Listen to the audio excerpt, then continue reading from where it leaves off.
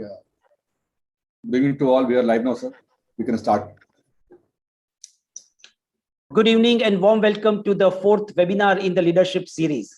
This program is jointly organized by Indian Orthopedic Association, Pediatric Orthopedic Society of India, and Indian Academy of Cerebral Palsy. I am Dr. Dhiren Ganjwala, the President of Pediatric Orthopedic Society of India. Along with my colleague, Dr. Rujuta Mehta, a very famous and very dynamic leader from Mumbai, we will host this session. At the outset, I request Dr. Sivasankar, the President of Indian Orthopedic Association, to welcome our audience and our guest. Over to you, President, sir.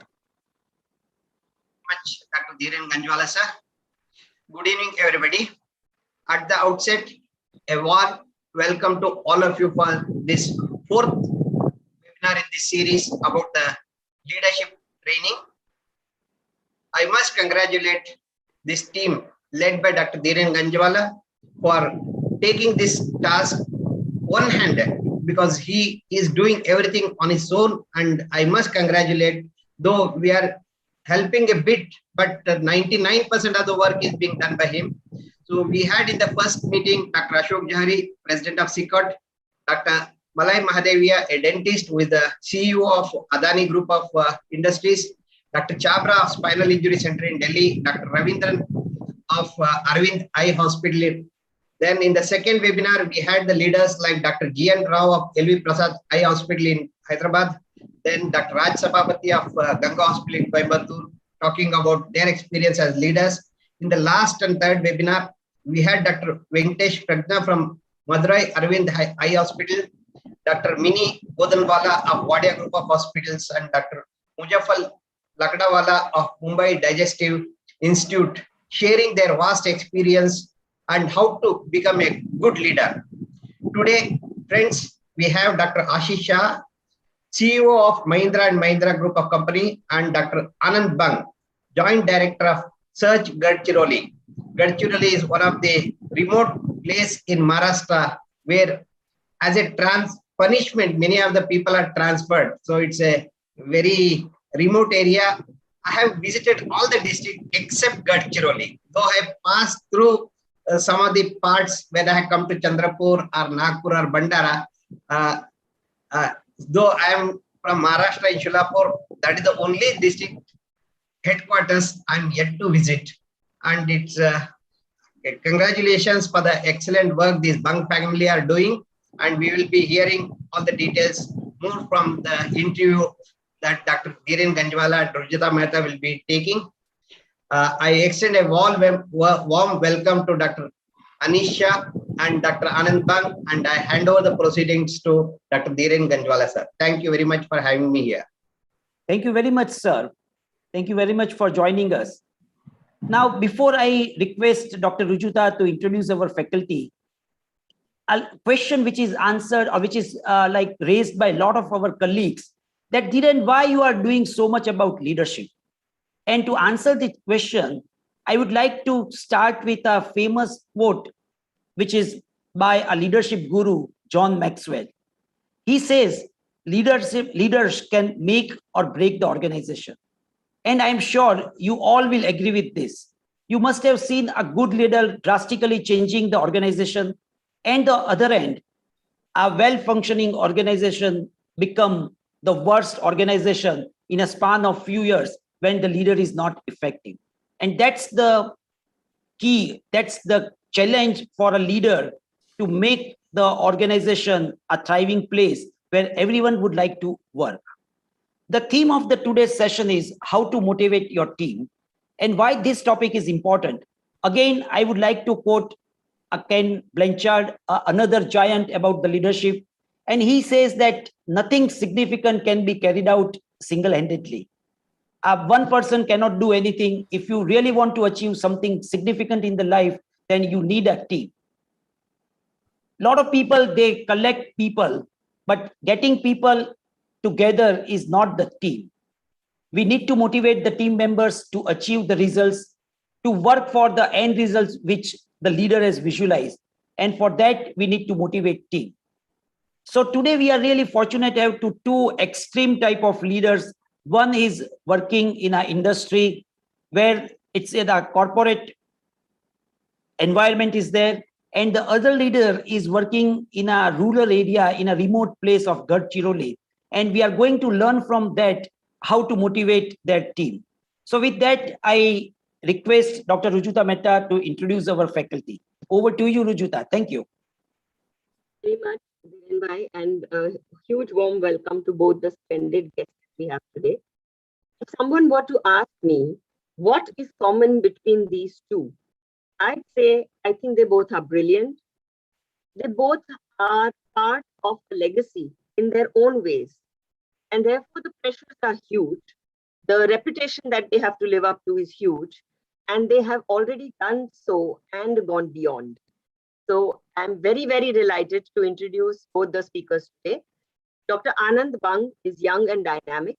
He's a physician and public health professional who's trained in the Johns Hopkins University as a summer scholar. He's the Joint Director of Search, an NGO working in the tribal and left-wing extremism affected district of Gadchiroli of Maharashtra. And that is where the real action is. That is where the real change which defined some of our health sector, I think, began. And that is what he's carrying on also in his own way as an advisor to the government, as advisor to the Chief Minister of Maharashtra and even the PMO. He's also an advisor to the Tata Trusts, the oldest one of the largest philanthropic organizations in the country, and has been the advisor to many other organizations. A warm welcome to you, Anand. Thank you. We hope to learn a lot from what you will talk about. And the second leader for the day is a huge achiever in himself. He is equally young, if I may want to feel the same kind of vintage in time, because he's a dear friend and a classmate from Jamnabai days.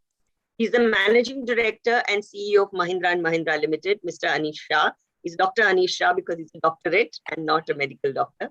He joined the Mahindra Group in 2014 as the Group President Strategy and worked closely with all business on key strategic initiatives, built capabilities such as digitization and data sciences, and enabled synergies across the group companies. In 2019, he was appointed the Deputy Managing Director and Group CFO with the responsibility of Group Corporate Office and full oversight of all businesses other than auto and pharma sectors as a part of the transition plan to the CEO role. Anish was President and CEO of GE Capital from India from 2009 to 2014, where he led the transformation of business, including a turnaround of its SBI joint venture. His career at GE spanned over 14 years, which he held several leadership positions. And as Director Global Mortgage, he worked across 33 countries to drive growth and manage risk. As Senior Vice President of GE Mortgage Insurance, he led various growth initiatives and played a key role in preparing business for an IPO.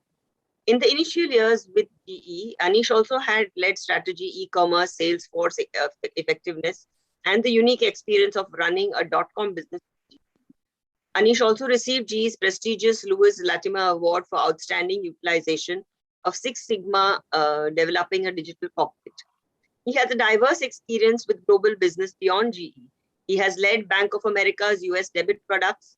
He's launched an initiative rewards program, led numerous other initiatives in payment technology, and worked closely with various teams across the bank to enhance the value of the customer.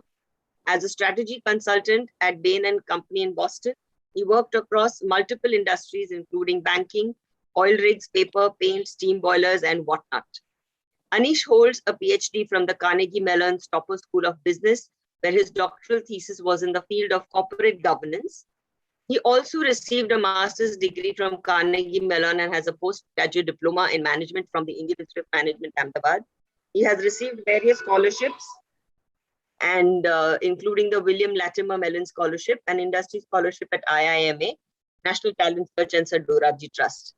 And if that is not enough, Anish is now also foraying into the huge business of Mahindra and overseeing the entire group, including its philanthropic initiatives. So very warm welcome to you, Anish. And without much further ado, may I request Anand to share his screen.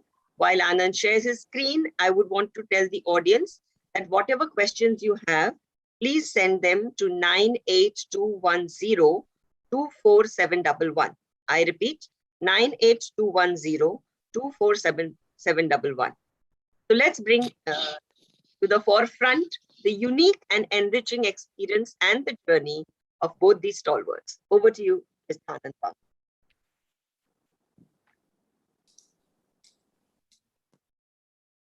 I would like to share essentially the story of our work in Gadchiroli, and thank you so much, Rajita ji, for that very warm welcome and profuse praise. This story began in this hut. The time was 1946. This place was the de facto capital of the pre-independent India, the Sevagram Ashram. And the hut that we see was the hut Bapu Kuti of Mahatma Gandhi. It was morning. A young man was waiting outside to meet the Mahatma. The young man was a record holder, gold medalist in economics, law, Sanskrit, English. The Gandhiji had appointed him as a professor in a college started by Jamnalal Bajaj to teach syllabus which was designed by the Indians, which was called national syllabus, and not the syllabus by the British.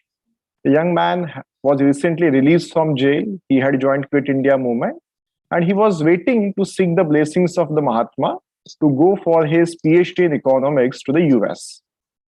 Gandhiji's appointment time, as they used to be, were 2 minutes. The young man entered the hut. Gandhiji was sitting on the floor. Gandhiji looked at him, of course knew him. Bataiye, professor, kaise aana kiya? Young man said that, Bapu, I have been recently released from the jail and I want to further study economics. I have been promised that when I come back, will contribute to the creation of the new India because the independence was on the horizon. Gandhiji looked at him for a few seconds and then uttered a single sentence. अर्थशास्त्र सीखना है तो America की जगह भारत के देहातों में जाओ. And that's it. The young man came out. Then and there, in front of that hut, tore away his visa, passport, scholarship paper, and straight away, like a farmer from the Vidarbha region, which is infamous today for farmer suicide, started living like a farmer to understand the agrarian economics of the central Indian farmer. Subsequently, of course, he joined Vinoba Bhave in the Bhudan movement and had the glory to be jailed twice, once by the British and then by the Indians during the emergency, and continued on the path of Mahatma Gandhi. And that young man, fortunately, was my grandfather. And he essentially answered this first question, which any leader faces: where should I start my work? The response my grandfather received from the Mahatma and what we looked as a lesson was, go where the problems are and not where you end up becoming a problem. And with that lesson, we decided to choose Gadchiroli, starting organization Search, Society for Education, Action and Research in Community Health, in search of health for the people of tribal and rural India. Here it is. On the eastern side, Chhattisgarh, southern Telangana, the central heartland of India. District is heavily forested, the famous Gondwana forest, Dandakaranya. Ram and Shabri possibly went through this forest. Livelihood, paddy cultivation and minor forest produce such as mahua, bamboo and tendupatta, from which bidi is made. Villages are scattered, and this was the standard mode of transport, including emergency transport in Gadchiroli in 1986 when we went there. You can imagine status of a woman with obstructed labor where this was the emergency mode of transport. Such were the rains. Infrastructure was terrible. As you can see, this bridge was never completed. In fact, still it is incomplete because, as you can see, the foundation was improper because of corruption. And on the top of all of this, last 40 years, Gadchiroli is facing the left-wing extremism insurgency. Healthcare was in shambles because there was hardly any government or private healthcare system. People were relying on gods and mantra tantra and jadu tona. In such a place, in 1986, after identifying the place, of course, the second question naturally again any leader finds is, what problem should I select for work? And this was the principle that we decided to follow in our journey. Our work must address the need of the community I work with and not the remote community I report to. Our own understanding of success is many times shaped by a remote virtual community, not the real community which is surrounding me. But then how do I find the appropriate problem? The solution we found was we can all be listeners. So we started this Adivasi Arogya Sansad, where representatives from the various villages would come and they would identify their key health problem. One of the problems the women said, for example, to my mother, who's an obstetrician, she asked them, which are your most important health problems? They listed 10 problems, and then they said the number one health problem is, for us, the women, obstructed labor and infertility. Now, she was confused. She said, obstructed labor, I can understand. A woman with bullock cart as an emergency mode of transport in a district 400 by 350 kilometer with only one operation theater, obstructed labor means certain death. But what about infertility? No one dies in infertility. This tribal women responded, if a woman has obstructed labor, she dies once. If she faces infertility, she dies daily because of the social stigma. Continuing forward, the tribal people said that back pain is one of our most important problems. How important problem? A simple table I'm trying to show. Over 12 months, 76% of the people had back pain in the community. Each patient, on an average, 171 days, so half of the year was spent in pain. And 47.6, almost 50% of the people had pain lasting for significant duration. Huge problem, but nowhere this comes out as India's national health priority, which is one key important reason we need to be listener, and we need to, as professional doctor, need to respond to the community where we live with. So we started. One of the most famous statement in public health is think globally, act locally. And we started a Gadchiroli model of spine care to provide evidence-based care to the tribal and rural people, including a pyramid of rural spine and musculoskeletal care. At the top, the spine and orthopedic surgeons, rheumatologist and pain specialist, general medical officer, physiotherapist, and the community health workers, whom I will come to later. For past 15-16 years with Dr. Shekhar Bhojraj, the man who is looking at the computer, one of the most eminent spine surgeon of India.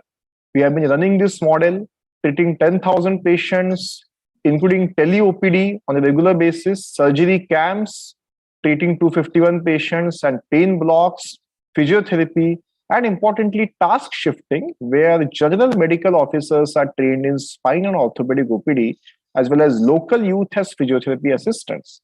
And importantly, because the community is swimming in ocean of pain, training the community health worker using simple analgesics. So to conclude, we decided that our mission has to be how far a claudicating elderly on foot can walk with the only support of a stick. Spine and musculoskeletal care must be available within that distance. But the point is, how do I solve the problem in Gadchiroli, which we are trying to do here, but also create large impact, because India's rural and tribal people are, of course, not limited to Gadchiroli only. Alchemy said this more than 2000 years back. O king, give me a liver long enough and a place to stand outside the earth. I promise you to move the earth. People laughed at him at that time. They thought he was a fool. But today we know by the principle of liver that Archimedes was absolutely correct. And that principle of liver, in our case, was the power of research and knowledge. The principle we decided to follow, our dictum in search is one accurate measurement is infinitely superior to 1,000 intelligent opinions. We Indians have a standard national pastime to have opinions on everything, generally, usually wrong. In search, the dictum is we don't want opinions. What we want is a fanatic focus on measurement. So we established what we call a community laboratory of 86 villages, where villages are our lab, not necessarily AC-covered offices, and started measuring the infant mortality rate, which, as all of us know, is one of the most important 3 indicators of the prosperity and development of any society. And it was 121 in 1988, which essentially meant 1 more than 1 in 10 children would die before even attaining the age of 1 year. The next principle we decided to follow, politically incorrect to be following something which the China said in today's situation, but if you want to follow something, this is it. How far a mother on foot can walk with a sick baby, healthcare must be made available within that distance. First People's Health Congress, China. And with that principle in mind, we decided to work with these two women.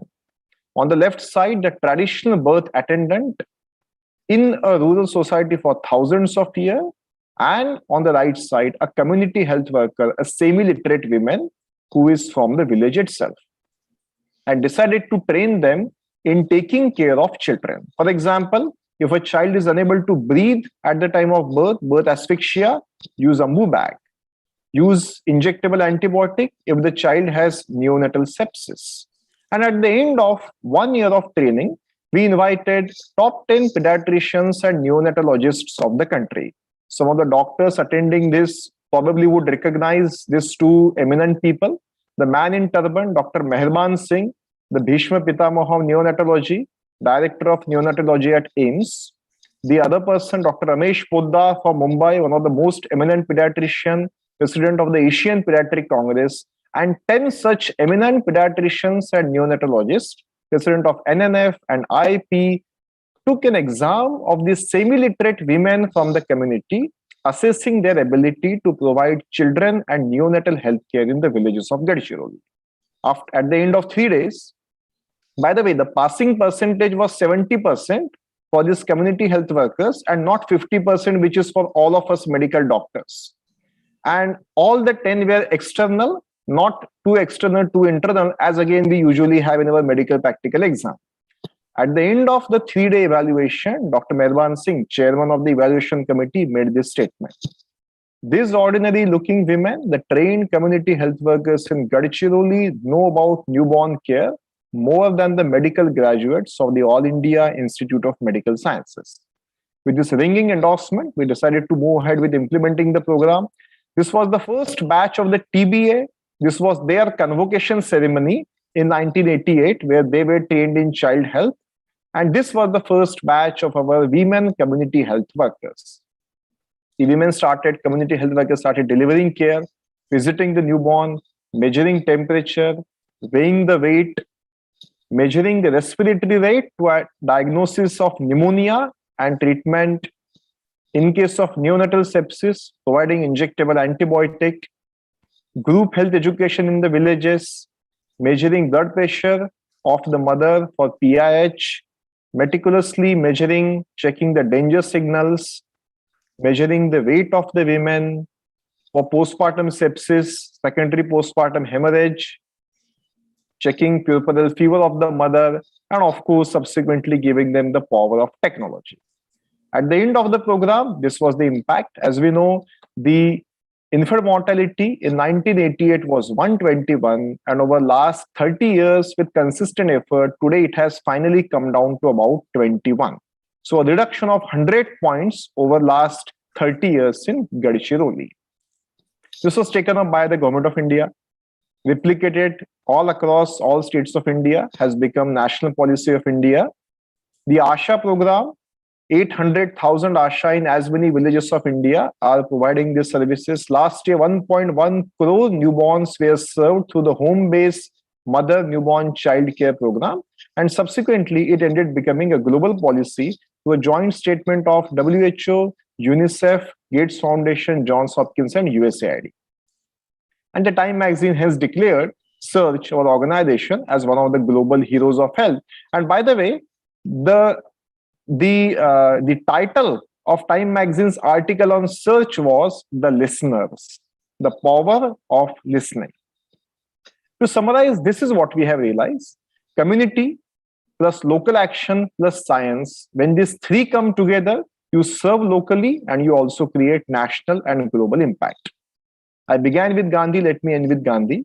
1947, Calcutta, partition was ongoing. As we all know, India was facing a bloody, almost civil war-like situation.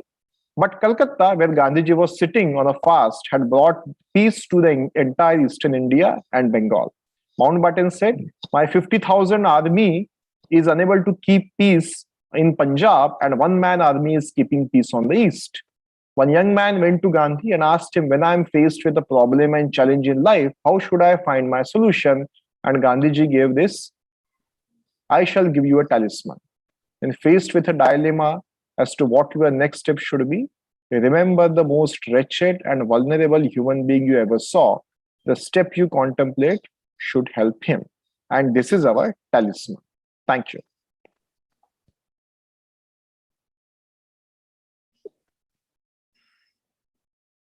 My God, I think we are left speechless with the treasure of the journey that you have shared with us, Anand.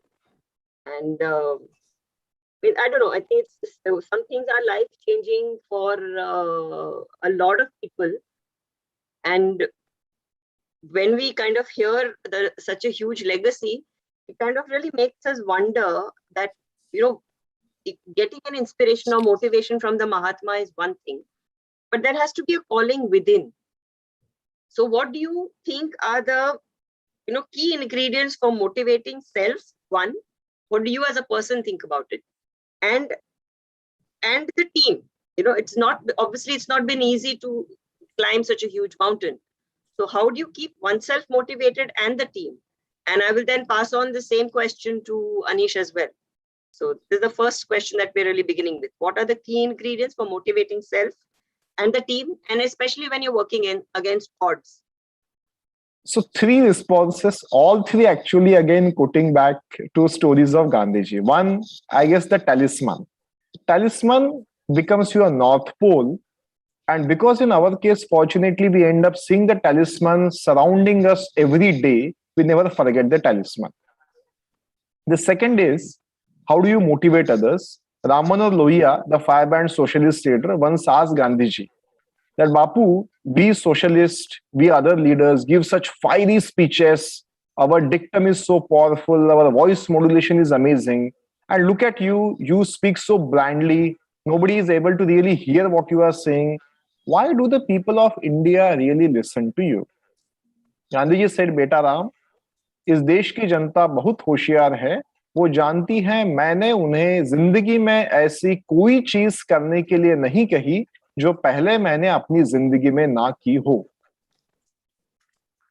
My grandfather, he passed away in 2013. We asked him what was the magic of the old man. He uttered one sentence and you changed the course of your life. My grandfather said, if Gandhiji would have told me to go to the villages of India while he was sitting in Delhi in Viceroy Palace, I would have completely ignored him. He was sitting in sweltering heat of Vidarbha on mud-covered floor in a village and was asking me to go to village. So I guess the power of leader only and ultimately stems from living life of integrity and living the message that we want to really preach. I think very, very good words of wisdom, and probably really you brought out the fact that a good leader takes action from the front, leads from the front, and that's, I think, one of the most valuable lessons that we've learned all along and from your journey as well. Anish, I'm sure the corporate world is another different set of challenges and different set of a jungle, so to say so.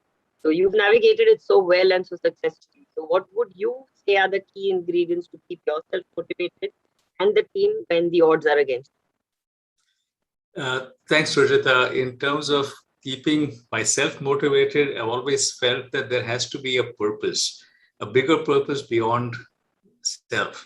And that often comes from the organization. So over time, I have been fortunate to be in some of the organizations around the world that have had a very strong purpose. At the Mahindra Group as well, our purpose really is to enable positive change or drive positive change in the lives of our communities to enable them to rise. And that purpose is what keeps me motivated in terms of doing something that's broader than self. In terms of the team, what I've always found is how do you give them recognition? How do you catch them doing something right? The general tendency is to find something that's wrong and say, you should do this differently. And I'm sure I do that lots of times. But what I try to do more often sometimes is to find someone doing something right and then saying, that's great, do this more often. And what I found is that that really makes a big difference, because over time I found that it's impossible to change anyone. And I've stopped trying. That applies to personal life as well. So it's better to find the best in folks and see what they can do more. Yeah, I mean, Dhiren, do you want to add or ask something else, or should I go on with the next question? Because I think both of these, yeah. See, you go ahead and then I will intervene in between. They are going to really give us a huge amount of wealth of knowledge, I think, today. So then the second thing is that, yeah, we spoke about motivation and we said that, yeah, leader leads from the front, which obviously means that you have to have a lot of drive within you. And with that, with whatever you decide to do comes duty. So as a person, how do you differentiate? What is the difference between drive versus duty? And which do you think is the stronger force? How do both of these balance out in different situations? And if you could give anecdotes for the same. So who wants to go first on that one? Maybe let's get back to Anand again. So and that's a great question. What we try to follow actually is a principle given by Vinoba, where he says that at the intersection of four factors lies the true calling or duty and both joy of an individual. These four factors are Swabhav, your own nature, personality. Second is Swadharma, which is duty. Third is Samaj Dharma, which is what the surrounding society is immediately asking for. And fourth is Yuga Dharma, which are some global forces. For example, climate change is a global force, and ultimately, possibly it is the largest and most important challenge all of us will be facing in our life. So he points out that at the intersection of all four, you get the joy of contributing, joy of developing self, and also purpose of life, a fulfilling life. So that is what we try to follow in search. For example, science is a force of Yuga Dharma. In today's India, if we try to say that Ganpati was plastic surgery, that is completely going against Yuga Dharma, pseudoscience. Similarly, communal strife going against the Yuga Dharma forces. Samaj Dharma we see around in India, whether it is the inequality or the left-wing extremism or the alienated tribal that we see constantly around, is our Samaj Dharma. Swadharma, as a doctor, I must provide medical care. And Swabhav, what is my fundamental nature? Do I like to serve clinically per patient? Do I like to do research? Do I want to emphasize on policy? At the intersection of these four, we in search try to find our calling. I would say that Anand has answered that so beautifully. I may not add much here, but what I will just say is, I think they have to go together. I think drive is like the heart, duty is like the mind. And they have to work together in many ways. Let me share an example from the Mahindra Group again. In 1945, our founders put an ad in Times of India. That ad talked about the principles underlying which the company was being built. And those principles talked about diversity, talked about dignity of the individual, talked about dignity of labor. And when you read that, you would look at that and say, is this a social organization or is this an enterprise for profit? And that's the same dilemma in a sense that we take forward over the years. As I presented my strategic narrative or key directions to the board, there were essentially three things. Live our purpose. Our purpose is to enable others to rise. Delight our customers and reward our investors. And there was a discussion on how can we live our purpose and reward our investors at the same time. But that is what organizations of today have to do. So I wouldn't distinguish between drive and duty. I think both are essential. I think equally beautifully elucidated, Anish. I think I'm just enjoying this too much. But yeah, I think it's good to see now, at the end of such a long journey, a success, or you have a story to tell. You have good things to show the world and inspire them. But I'm sure both of you all have faced difficult situations, either with an employee or with a co-worker, or with administration somewhere where you need to get past a really tough situation. So how do you get around it? How do you motivate it? And if you could share an example. How do you tackle it, essentially? I can go first to give answer. Please. No, please, Anish, please. So I would say we had a difficult situation in one of the businesses I was in the past, where we realized that there were a number of areas that we hadn't met with the regulator's guidelines. And the regulator hadn't found them. They had done various audits over the years, but they had not been found. And these were a number of different violations that went back almost 12 years. So we were in a dilemma again. What should we do about this? No one's seen this. Can we keep it under the carpet because someone had swept it under the carpet in the past? And I think what we felt was it's better to be transparent. It's better to come clean and say, here are the issues. So with a colleague of mine, I went to the regulator and said, we found a number of things over the last 12 years that we have not been compliant on. And here's a list of things. Yes, there have been audits done, but they have not been found in the past. Here's a plan to fix them. They're not going to be fixed overnight. Some of them will take as long as 2 years. But I will come back to you every 3 months and give you an update on what we're doing. And I could see some sense of shock on the regulator's face saying, why are you telling me this? Right? I haven't heard this before. And we got very lucky. The regulator said, thank you very much. We won't put any penalties on you. They were obviously entitled to do that. The fact that you've come and told us is a huge plus. And that helped build such a strong relationship with them that helped us through many other things later. So I've always found that being transparent, being upfront is always the best course. Doesn't matter how difficult the situation is. In our case, in Gadchiroli, when we started our work, one day a young girl, about 14 years old, she came to the OPD. And she had anemia, she had splenomegaly. So immediately her blood was tested and the RBC were sickle-shaped. You can imagine the excitement of finding a case of sickle cell anemia in 1987 in Gadchiroli for the first time in central India. So we went on a full research scientific trip, did a district sample survey, found out significant burden of sickle cell anemia in the tribal of Gadchiroli. And then the findings were published. The health minister of Maharashtra came down from Bombay to Gadchiroli, patted the back of search, publicly announced, oh, this is wonderful, look at this NGO, they do such good work. And now the government of Maharashtra will set up the Center for Tribal Health. We were, of course, extremely happy, such a glorious sort of recognition and victory. 15 days after the minister's visit, the news came out. Indeed, the government of Maharashtra did set up a Center for Tribal Health in Pune.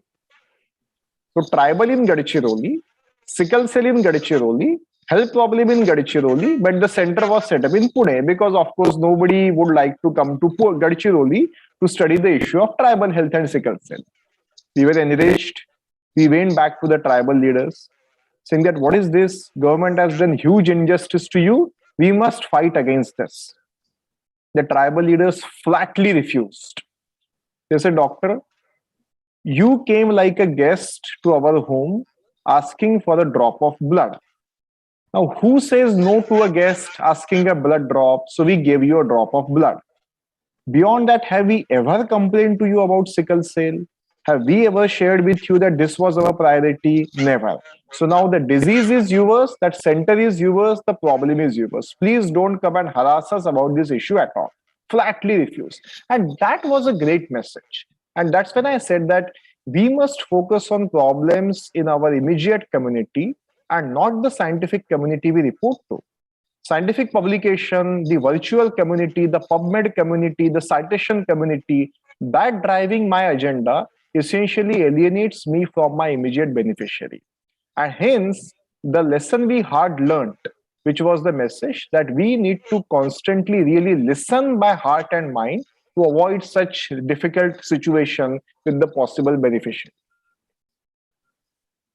That's really something. I think Virendra has been wanting to ask both of you all a question, so let's go on next. Yeah. So I will ask a question on a slightly different ground. And basically, it's said that for motivation, the compensation or the money is a very important thing. Like someone said to me, one of my close friend, he said that Dhiren, you are at 58 and you may not crave for money, but any young doctor or any young person who is starting his career will definitely in a serious need of money. So now I am asking you a question which is very different from you from a different perspective. So the first question I would like to ask Anand, like when it comes to you, you are working in a tribal area, you cannot afford to give a salary to a doctor or your healthcare worker, the salary which they can receive in a major city like Mumbai or Pune. So how do you able to motivate your team with a less salary? Yeah, Anand. Yeah. We will just not be getting doctors, or we don't get staff here, understandably, even if salary is significantly increased, because people don't necessarily come to Gadchiroli with high salary. The government of Maharashtra offers 3 lakh per month salary to consultant and specialist. Despite that, they don't really get doctors. So I guess the target group that we have to approach has to be completely different. And that is one way we try to strive. Second, providing them with challenge and the direct joy of, on one side, service, on the other side, their professional growth, on the third side, the credibility and social recognition that comes with it. Number 4, we have felt that those who are to some extent spiritually inclined, they try to choose a place like Gadchiroli. So I would say salary in a place like Gadchiroli, even if we give significantly high salary to some extent comparable with the urban area, doesn't really get us the doctors. So these are the other factors that we try to work on. Okay, let me just ask one counter question to this. You said very important point that in your setup, particularly in a remote place where there is not adequate facility, people are not very keen to come, even if you give them a good salary. And you're really looking for a desire to contribute. So how do you find out that in your people coming to you? So how do you find out that quality? Yeah, please. Yeah, one is a method of how do we try to get human resource for Gadchiroli. We are trying to run a youth social change maker program called Nirman. The idea is that there is a significant set of youngsters who are trying to find purpose in their life, which goes beyond the financial remuneration. So systematically targeting them, providing them with various examples of social challenges and methods to solve those problems. The methods could be multiple. Methods could be service, science, action, education, political action, media, law, civil engineering, etc. So a systematic method of targeting youngsters is what one thing helps. Second, frankly, providing them directly with a challenge to work on. And that again traces back to the Nai Talim or Bunyadi Talim education system set up by Mahatma Gandhi. My father was fortunate to study in that school. It was in Sevagram Ashram. It was set up jointly by Gandhiji and Gurudev Tagore. And my grandmother was the principal of that school. Now, that school essentially meant that we have, unfortunately, in our today's education, a weird dichotomy. First, we get education and then we live life. As if life and education are two distinct things, they don't necessarily go hand in hand. Nai Talim completely eliminates that dichotomy. It says life is education. there is no dichotomy, contradiction between the two. So providing them directly with a challenge is what we have felt both tests them in the best possible way and also identifies the steel within them to serve in a place like Gadchiroli. Yeah, but how do you find out that? Like, do you have some special taste or it's interview or something? How do you actually find out that? Okay. The one method of what we have realized is that instead of a different interview or method, which frankly many people can cheat, put them directly in a situation. For example, Gadchiroli has several primary healthcare centers in the remotest area. So we appeal to the medical doctors in Maharashtra who anyway want to serve their bond period, the 1 year post MBBS bond mandatorily, that come and serve in the PSCs of Gadchiroli. Those who choose Gadchiroli make that choice and show their steel. So I would say directly asking them to take up a situation is the true method that we follow. Rest all can be ultimately superficial. Okay, thank you. Thank you very much. Anish, now the question is to you, and I know that you are in a setup where you can definitely give money. So I just would like to understand, like, how do you use this philosophy or this tool to motivate people? So I would tool say of money, the compensation. Two things on this. I'd say the key aspect is what is the purpose, again, that the person wants to do. Money is never really a motivator. It's a hygiene factor in some form. What will really cause their drive is what they feel passionate about.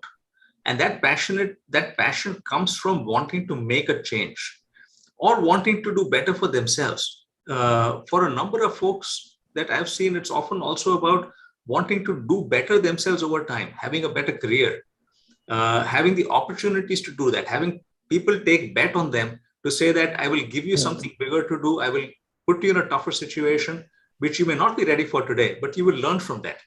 So those are the real drivers. Where I've seen money become an issue is where someone feels that it's unfair. So fairness and consistency is a very important part in an organization. And that transparency to say that we're going to be fair with everyone. When you feel unfair at that point, you feel that I'm in the wrong place. Someone's being unfair to me. That's when money becomes a more important factor. I think the bigger aspect is to be fair, be consistent, and therefore focus more on the drive and the passion rather than the money aspect. Okay. Just one question. Like, I have interacted with a lot of young doctors and young people, and I have seen that many of them, they don't accept your philosophy about the purpose. They said that our main purpose is to earn money, to have a good bank balance or a reserve for the future life. So, like, what you said is absolutely right theoretically, but if you look at the practical life, the people don't agree to this philosophy. So what is your take on that? You're absolutely right. And that's where it's a question of who do you attract and why do you attract them? Over the years, I've interviewed a lot of people, and I will often tell them that, look, if your goal is compensation in the short run, then this is not the place for you. If you want to build something, then this is the place for you. So you have to decide what you want to do. And yes, that is a fair goal. And a lot of people will have that goal as well. It's not as if something is wrong or right in that sense. It may change based on situation in life as well. You may have that goal for a few years, and then you may decide that I want to build something that's broader than that. So it's about attracting the right set of people at that point in time. And there are times when people in the organization will say, look, that's my goal right now in the short run. I want to go out and do something. And they will go out and do something else. And in some cases, they've come back after that saying, look, I've done that. Now I want to come back and I like this culture. So it's about having the culture. We can't be everything to everyone. So if you have the culture that you want, you got to attract the people that fit within that culture. Okay, thank you. So we will come to the point which you mentioned about. But just a small interjection there is that J. Krishnamurti beautifully said that if a soldier is marching to a different tune, it is not that he is discongruous with the military tune, he is listening to a different tune. So ultimately, the decision about life is not necessarily done. Again, Ekla Chalo Re, and in fact, again, Vinoma beautifully said, if you want the world, what you want to make the world to follow you, don't actually keep looking at the world, turn your back at the world is behind you. So leaders ultimately have to make their choice based on our conviction and completely disregarding who follows or not. The conviction that essentially what is true and right, people will follow. And that time invariably comes, even if sometimes late. Okay, so over to you, Rujuta, for further questions. I think Anand had very rightly said that it's important to be a good listener. And while I was listening to both of these answers given by us, I think what came across to me very, very clearly is that a good leader, especially if you're in a diverse setup and dealing with multiple levels, has to be a good communicator. So from both of y'all, I needed tips on how do you communicate to different strata. I mean, your same thing that you are delivering as either a healthcare change or as a company product. The beneficiary is very different in Anand's case versus the beneficiary in Anish's case is a completely different, setup. So how do you communicate at that level? And how do you communicate to your team to be able to finally deliver the vision that you start with? Leader always has a vision, but whether that will be carried forward correctly, that is important. So how do you really manage that? And if possible with examples or otherwise with generalization? I will just continue with the same sickle cell story. And what happened was the next step in that saga. So of course, our tribal leaders flatly refused to take us seriously, but we wanted to do something because now that was an issue. And as all the doctors would know, there's hardly any cure, low-cost cure for sickle cell. So what do? The best way is to have premarital counseling, and two people who both of them have sickle gene, recessive gene, should not marry each other. Now, how do we promote premarital counseling and testing of blood for sickle gene in a remote place like Gadchiroli, in the tribal of Gadchiroli? There, I guess, again, knowing people's culture, anthropology intimately helped. As Hindu have Gotra, Gong tribal have Dev. Ek Dev, Don Dev, Tin Dev, Char Dev, Pach Dev, Saha Dev, Sat Dev. And as in Hindu culture, it is said that Samagotri Vivaha should not happen. Similarly, in the tribal culture, one Dev will not marry, boy will not marry a girl of one Dev. In tribal culture, they choose their own partners. And every prospective boy and girl in a tribal village who come together in the community center of Gotul know each other's Dev to decide whom should I possibly do my courtship. So when they know their Dev, we said that, as again the doctors would know, sickle cell gene provides partial protection against malaria, an ancient linkage going to the African. So we said, ask the tribal leaders, who is one of your biggest enemy? They said malaria. Then we informed them that if you have sickle-like blood cells in your blood, moon-like blood cells in your blood, it provides you protection against malaria. So this is a new Dev, Chandra Dev, created by your supreme god, Parikuparlingo. Now, if a boy has Chandra Dev in his blood, should he marry a girl of Chandra Dev in her blood? No, absolutely not. That will be brother and sister marrying each other. Same Deva Vivaha should not happen. But then how do we avoid this? Well, we have to get our blood tested. And that's how the process of premarital counseling and getting blood testing started in the tribal of Gadchiroli. So what our realization was to communicate, convince, and translate our method and effort. What we need to know intimately is to understand their culture, belief, and anthropology. That is a remarkable story. And I'm very glad that in the corporate world, we don't face such problems like that. But how you handled that was fantastic. Thank you. I would say, Rajita, to your question, it's always communicate from the heart. Right? The term is authenticity across all strata. And I'll give an example. When I came into India as head of GE Capital here, we had 12 businesses in India. And the mandate was that 6 of them had to be shut down or sold, and the other 6 had to be grown. And one of the 6 was the mortgage business in India. And just a few months before I had come in, there was a headline in the Economic Times saying GE Capital selling its mortgage business. And obviously, everyone was looking at the new leader coming in saying, are you going to sell this business or shut it down? And what happens to us if you do that? And the principle that I've always felt is, again, to be authentic. And so the response to them in a large group was that, yes, this business is for sale. Here are the reasons why it is for sale. Here is how we're going to do this process. It's not going to be a fire sale. Employees are important to us. So we are going to make sure that we sell it to a place where they value you as an employee as well. And here's what we're going to do. And in the meantime, let's continue to build a strong business. And it was a very transparent and open conversation.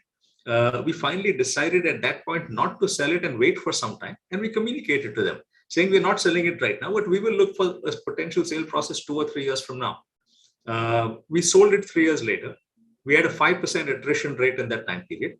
And we sold it in a way where all the employees were taken care of. And that was one of the conditions of the sale, which is a new buyer will take all the employees. And the reason they stayed was because they felt that they were getting answers that were accurate. They may not necessarily like the answers, but they knew that they were being treated in a manner that we were fair with them, that they were important to us, and that we were telling them what was the reality without giving them any stories that they would likely have seen through. So I think communication, always just being authentic from the heart is in my mind the best way. I mean, to take this further, I think this is one of the pressure situations probably you would have faced. And similarly, there might have been some with Anand. So what do you really tell yourself when facing a pressure situation? Do you form a backup plan? Do you form a plan B?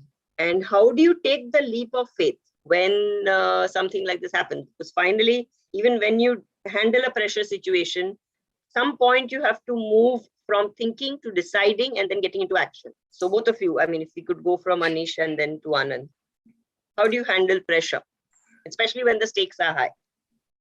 So what I've learned over time is being outside your comfort zone helps you and makes you stronger for the next role. I've had many difficult roles in the past, and I've often looked at that and said, if I didn't have those roles in the past, I'd never be ready for the role I'm in today. So the counsel I'd often give a lot of people is, you may find it very difficult to be in a difficult role sometimes, but that's actually good for you. And they look back at me very strangely as if you don't know what you're talking about. So I think pressure is something that, you just learn to cope with over time. And you have to be able to detach yourself from the situation. Again, easily said than done, but that only happens with experience. That only happens once you've gone through that. There was a time when I would get counseled by a couple of folks saying, don't keep looking over your shoulder, because it was a pressure situation many years ago.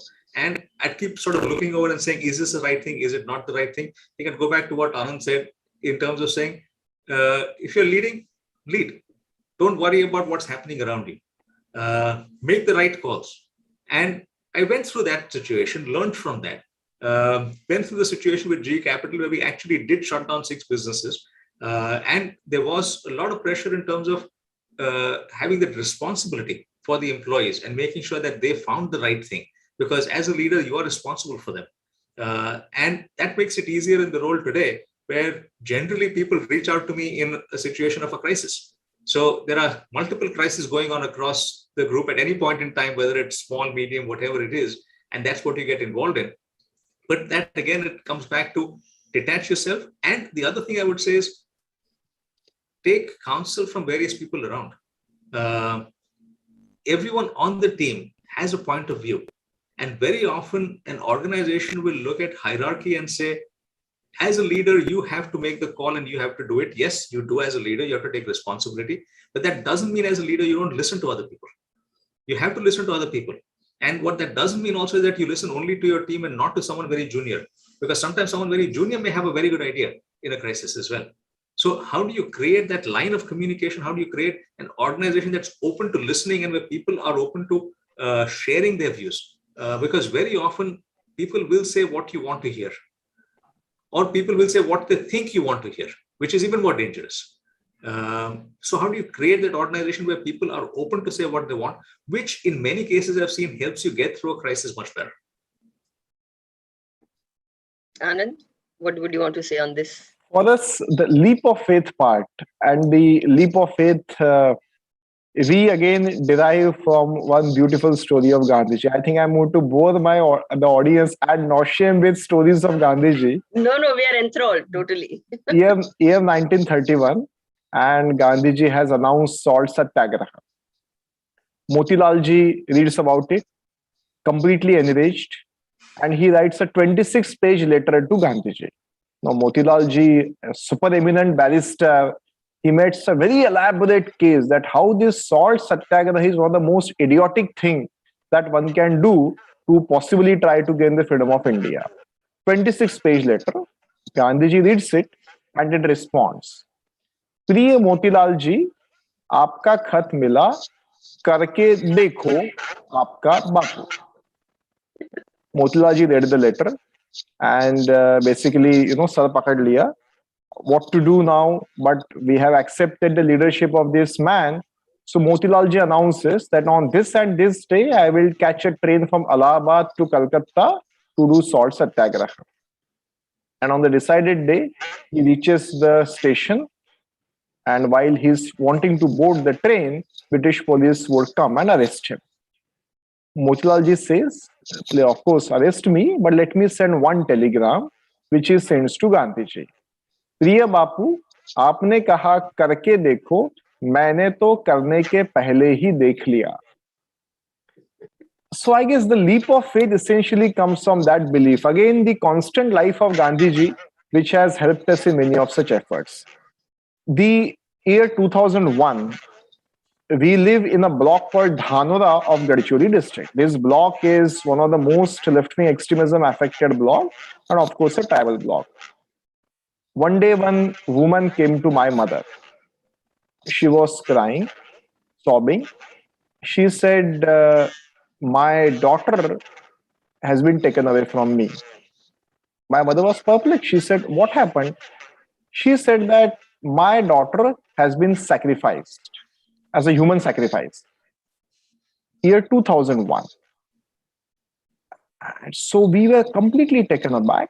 And this was year 2001, this millennium, and in Gadchiroli, in a supposedly developed state of Maharashtra, a woman comes and tells that human sacrifice of children is happening for various things.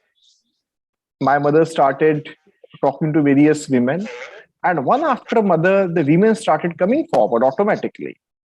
Initially one, then second, then third, and then fourth, that our daughter, our son has been taken away from us. And then they found out the fellow who was doing human sacrifice, almost like a Ramsay brother horror story. And then these women, led by my mother, took a stand against the human sacrifice of children. There was a storm. The men opposed it. The men said that this is our tradition. How can you oppose it? But the women stood fast. And my mother received tremendous support. And finally, in year 2002, the human sacrifice in Gadchiroli in Maharashtra stopped.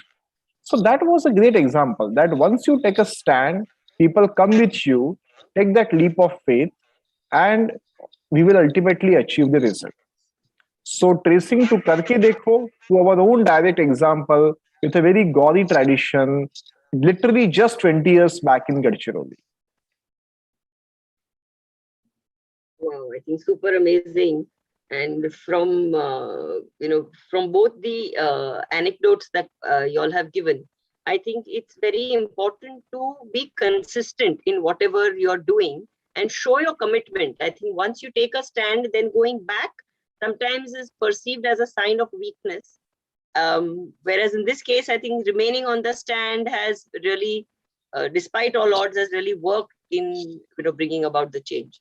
So Dhiren bhai, I think there were some more questions which you have perhaps charted out. So if you could take them, and meanwhile I'll check what's coming on WhatsApp. This question is to Anand, but this is in relation with what Anish said. He said that the career growth is very important. And I fully agree with you that for motivating people or to keep a good talent with you, you really need to convince them that you are going to have a good career growth in this place. Now, in Gadchiroli, how do you practice this principle? Because probably there is not much opportunity for the career growth. So how do you apply this principle at Gadchiroli? Actually, I flatly deny that there is no opportunity for career growth. There's a beautiful first Harvard Business Review article and the book, The Blue Ocean Strategy. We have a red ocean where there are too many sharks all competing with each other. I would say that red ocean is Bombay and Gadchiroli is the blue ocean, no competition. So tremendous scope for growth and only growth, sky high growth. Number one.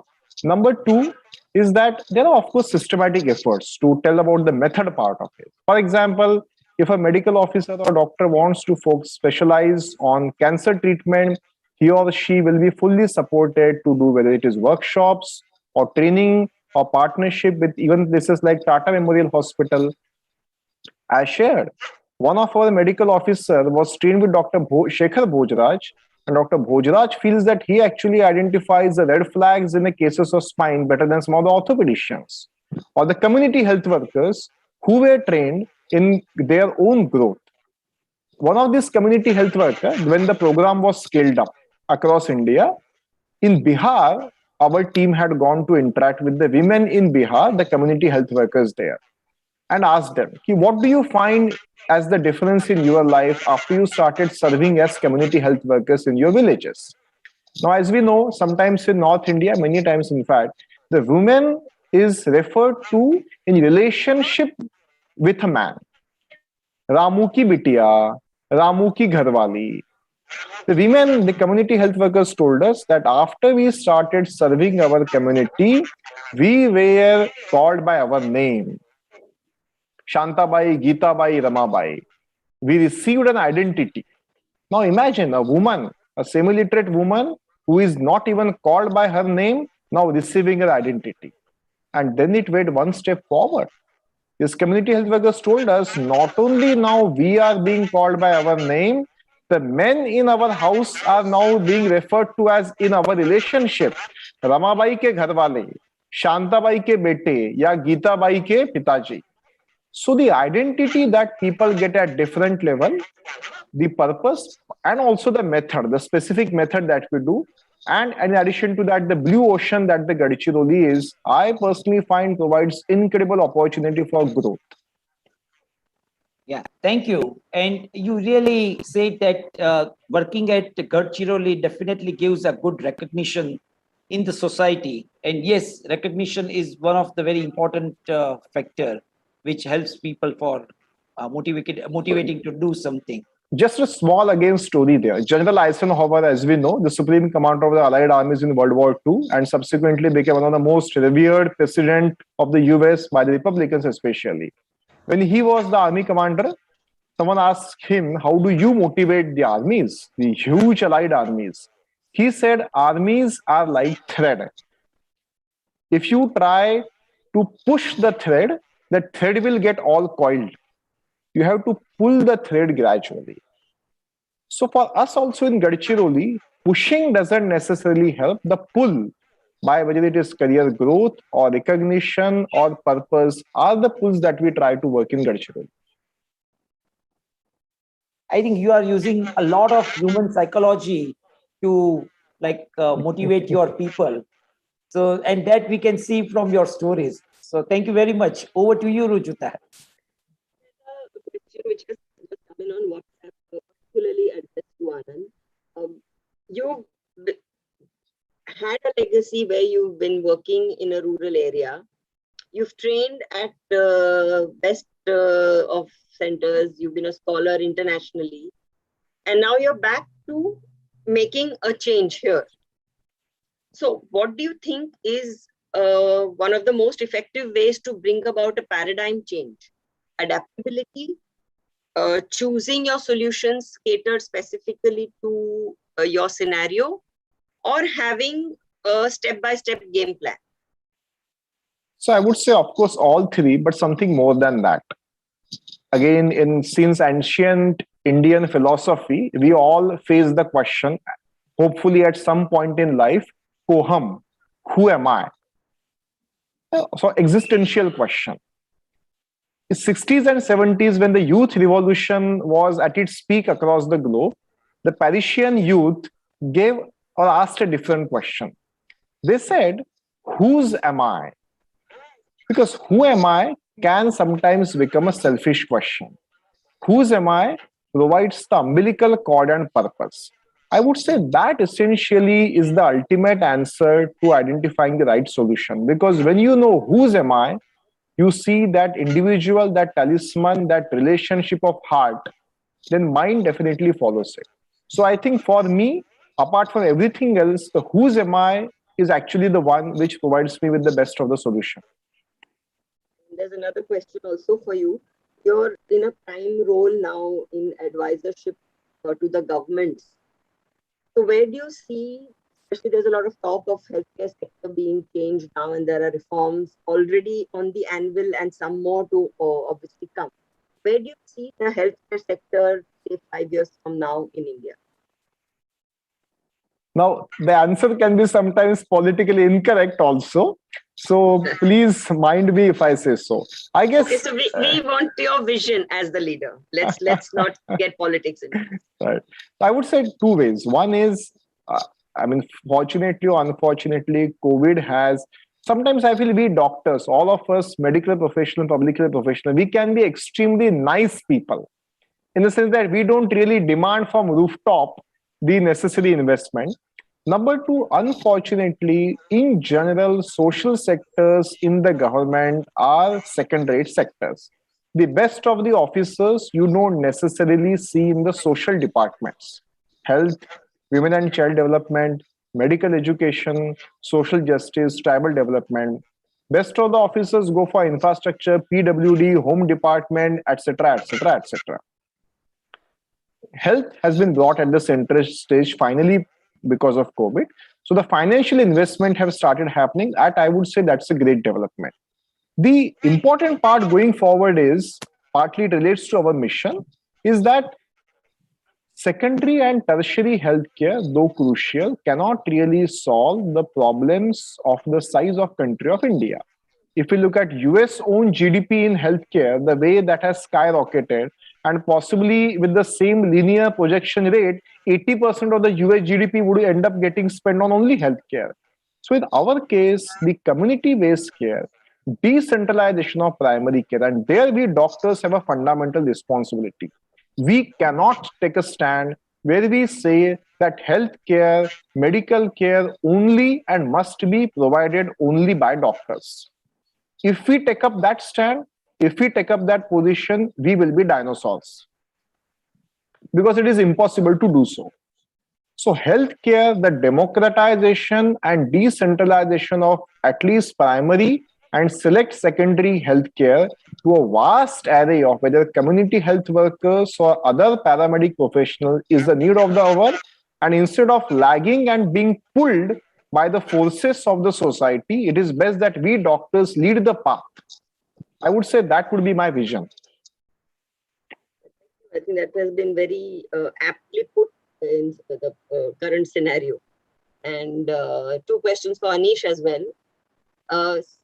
With the sheer diversity that you are handling across right now the company that you're heading, what is a typical day like for you, or thought process in terms of what will you prioritize and where do you see maximum thrust personally as a leader, in which sector? I mean, I'm not really saying you have to reveal any strategies to us, but just as a leader.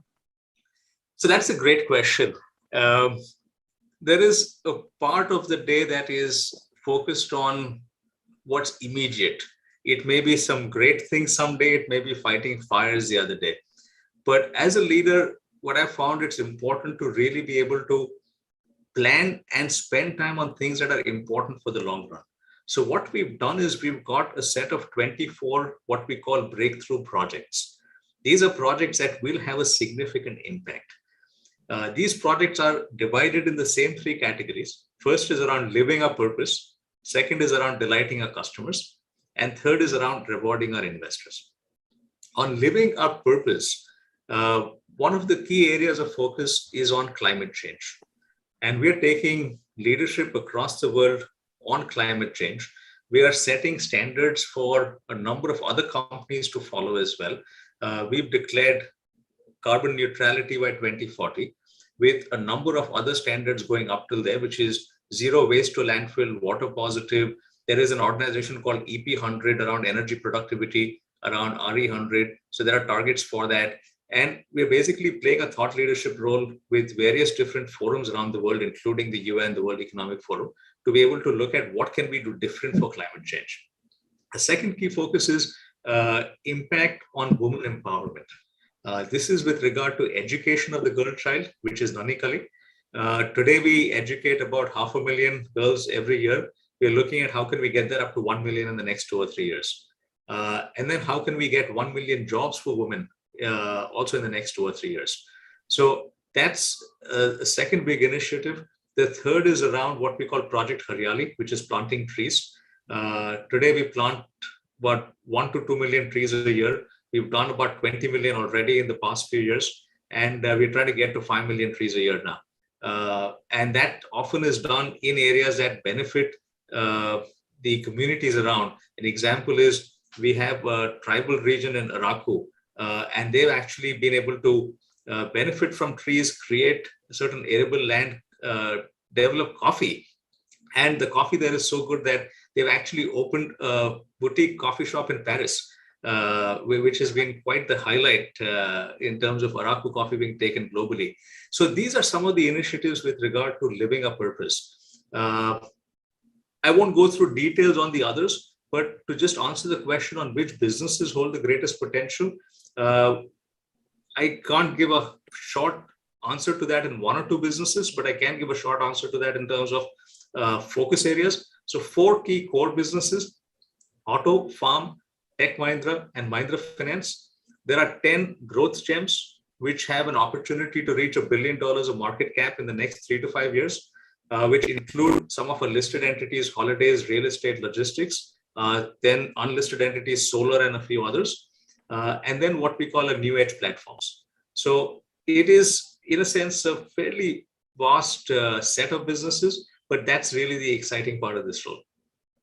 Wow, I think you're probably going to bring about a paradigm shift. And the second question was actually related to that only, that when you talk about doing a paradigm shift, how important do you think is, or, bringing about one, sometimes probably it just happens by way of what you're doing. How important is adaptability? And in becoming very adaptable, do you lose focus of the ultimate vision? I mean, you kind of sometimes feel that you started with something and you've ended up something else totally. I think a clear focus is very important, because what we often get caught up is in the here and now. And it's easy to respond to things every day. That takes up all our time. But it's more important to step back and say, here's the focus we have. Let's take the distractions away and spend time on things that are really important. One has to be adaptable in the sense saying if something is not working or we find something better, yes, that's something that we've got to adjust, and we've got to be open to listening to others for that. But that should not happen every day. That should happen only when it's thought through. And sometimes even creating the focus, this list of 24 projects was co-created with our board, with our senior leaders, and with larger teams as well over a period of 4 to 5 months. And that co-creation is what helps. Then you have a focus and you go right after it. That would surely help. I think we've been having a wonderful interaction with both of you all, and I'm sure and just a small interjection. Sure. The morning coffee that one of my indulgences in life is the Araku Valley coffee, and the tribal leaders from Gadchiroli are planning to go and see the work of Manoj and Nandi Foundation hopefully next month. That is a great idea. Building a bridge between the two. Yeah. So we have now got coffee that goes from Gadchiroli to Paris. Exactly. Oh, wow. So, but I mean, I think I need to step back a bit and have Dhiren Bhai ask some of his questions because he's been quiet for too long now. You're mute, Dhiren Bhai.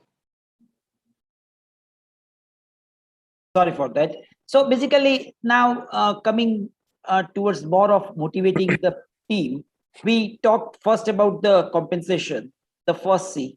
The second is about the career growth. Now coming to the third C, that is taking care of your team. So Anand, I would like to start with you because you have a wonderful anecdotes and I want to listen from you about how you have taken care of your team. Some powerful anecdotes like which really make us understand the value of carrying the team members. I guess my anecdotes are putting me on a pedestal of continuing to share the powerful. Well, I guess essentially the culture that we have created. My background is the gate of our campus. It is called Shodha Gram, Research and Gram. And idea is to create an ambience where we try to mix cultures of ashram, a tribal village, at the same time modern amenities. So having a large joint family, 150 people live here who are from different parts of India. Community prayer and community shramayo. We don't call it shramadan. Dan has a feeling that you are giving something to somebody. We say shrama and bread labor is essentially helping yourself. Are two of the most important activities which essentially keep the bonding. In addition to that, of course, celebrating every single festival to ensure the cultural bonding. And number three, any time of crisis, be there with everyone. So I guess the large family spirit of 150 people living together in a place like Gadchiroli, where the lubricants are common activities, including some spiritual quest, is what really keeps motivated here and cared for. Yeah, Anand, but we really look for some great story for that. Well, I will pass the question to Anish and hopefully try to recollect some story in the meanwhile. Yes, Anish, what is your take on this? So let me share a couple of experiences when I was a team member, and that is what translates to what I do today. Many years ago, when I started my career at Bain, one of the hallmarks of Bain in the US was direct feedback. And the feedback was, you're really bad at this, effectively. That, here are things you need to do better. But it went beyond that. It also was, here's what you can do differently. So one feedback I got from one of my managers after a client meeting was, Anish, you're too quiet. You know a lot of things, but you don't say as much. So why don't you stand up and start using the whiteboard more often? Because as you do that, that will give you an ability to take control of the conversation, create a framework. You're very good at doing that. And that will allow you to add value rather than staying quiet. So that's something that has helped me a lot over the years. And that's something as we work with our teams, sometimes in taking care of them, you've got to be able to help them succeed and be able to tell them about, here are things that you can improve. It's very difficult to do. It's something that people typically hesitate to say and people hesitate to hear. But that's essential for growth. And the second part was, again, an incident many years ago when I when I was sales and marketing leader for the .com and GE. We had gone to the CEO and said, you should shut this down because it's not going to go anywhere. And that evening, I called the chief commercial officer saying, look, we are shutting this down. I won't have a job here, but can I talk to you? I'd met him only once in a customer meeting, and that was for a very brief 5 minutes or so. But his response was quite startling. He says, Anish, I don't have time. I'm rushing to the airport right now. I'm back on Tuesday. We'll meet then, but don't call anyone else. You've got a job here. We'll figure out what that is when we talk on Tuesday. So I met him on Tuesday and I asked him, I said, you don't know me. How could you say this? He said, well, what I've heard is you help others quite a lot in the organization. And that is the kind of person we want here. And that's what I learned for the team, which is help them succeed, but help them help others as well. And that often is difficult in a red ocean, where you've got lots of sharks out there and you're trying to compete with each other and eat other sharks now. But that is essential for a team. That's essential for an organization. So one of the things I've done over the years, as we look at KRAs in an organization, I've always had 20% of the KRA on help others succeed. And every year we have a conversation on that, because everyone asks, what does this mean? And that conversation itself starts getting people to think about, how do I help my coworkers succeed? So these are the things I would look at as, in a sense, taking care of the team. That helps create a much stronger team. Yes, thank you. Anand, are you ready with the story? I will pass the story at the moment. Yeah. Right. Okay. I can Then add here, from what I have seen as a third party, what they do at search has passed on into, because I know Dr. Bhojraj very well, and that's actually how I got to know Anand. And only very recently I came to know that another school friend of ours, Rupali, Kevin's wife, Yeah. she also knows Anand very well. That they have this set system, like he said, the Shama Yoga and all that. And they in turn do a lot of this with every doctor team who comes in. So very subconsciously, I think they get the whatever they are going through, they make the same culture passed on, at least at an experiential level, to the team who comes in there. So probably the blending becomes easier. And even if the tribals are feeling a little distanced, or the culture mismatch is so different from people who are coming in from cities, other fellows who are looking at Bhojraj sir only as a icon in spine surgery, it brings everybody together at the same connect and at the same level. So I think sharing an experience probably is one of your trump cards, I would say, if I could use that word. Because probably that works across no matter who joins the work. okay, a quick question to Anish before I hand over to Rujuta for summarizing and vote of thanks. We discussed that Mumbai is a place of red ocean, and Anand says that it's like Gadchiroli is a blue ocean. So basically, in a red ocean, everyone is competing. So how do you create an attitude of collaboration from the mindset of competing? So how do you train your staff to collaborate with each other instead of competing with each other? I think that's what a team is really about. And one sport that I grew to love, which is a very difficult one to explain, is American football. And that's where you really need to work as a team. There is no single person that can make a difference. It has to work as a team. So what we really do here across our teams is, one, emphasize what behaviors we are seeking across everyone. And for us, it is behaviors around values or ethics, collaboration, agility, and boldness. So collaboration is one of the key values we look for. Our leaders and our teams know that if you don't collaborate, you're not going to get ahead in the organization. So it is not about individuals getting ahead. It's about helping others succeed. That's where my earlier story around the 20% care and helping others succeed starts creating that pull in the organization for people to say, I need to help someone else succeed. If I do that, I will get ahead.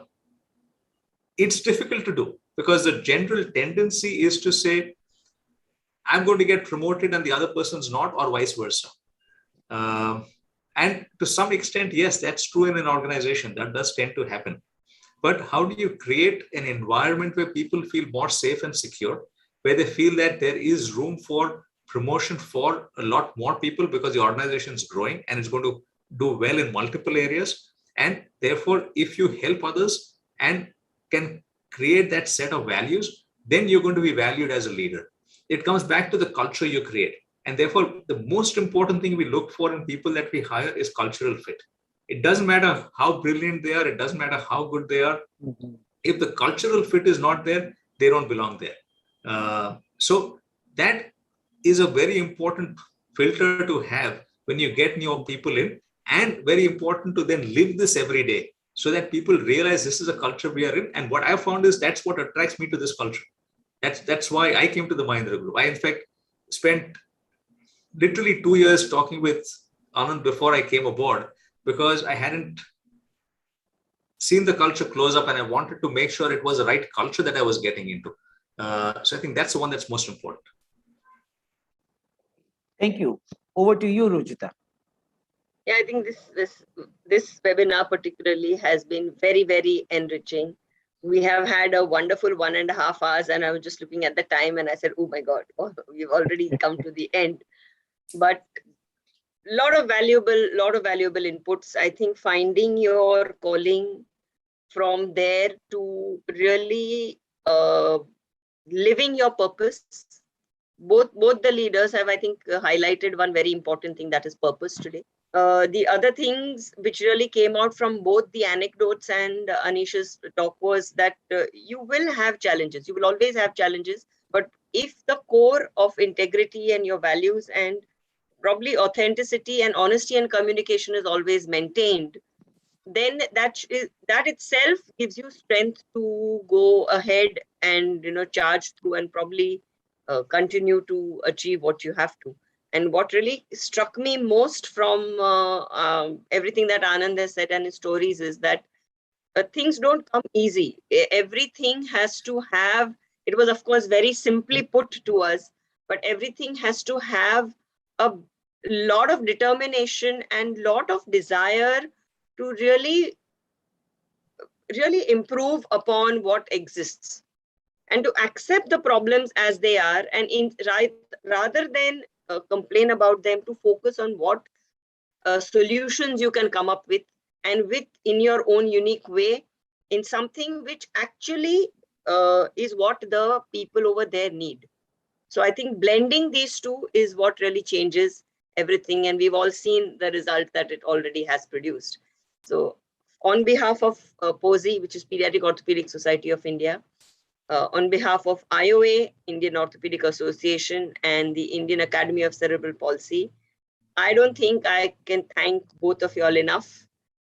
I am thankful to Dhiren Bhai for involving me in these leadership webinars, because I have personally gained a lot of insight, regained a long lost friend, and found a new one as well. And I hope that we can continue this collaboration in future. At POSI, we are really trying to change a lot of the way people think about pediatric orthopedic health. And one of the projects we are at the moment already on is for a DDH care pathway. DDH is developmental dysplasia of the hip. And we probably want to try and get this into the public health at a future point. So I hope both of you all will be there to support us and guide us through that journey as well. And last but not the least, a strong silent supporter, IOATV, Kamshul, who has been really listening and managing all the technicalities and questions and all. And hope we are going to have a rerun of this recording, which we can pass on to anybody who's interested. Yeah, if I may just interject for one quick comment. Anand, you're doing a remarkable job and you're really a role model for many. So hats off to you. Thank you so much. Thank you so much for your kind words. Same for you. Thank you very much, everyone. Yeah, we can stop recording and then we can have some chit chat. Sure.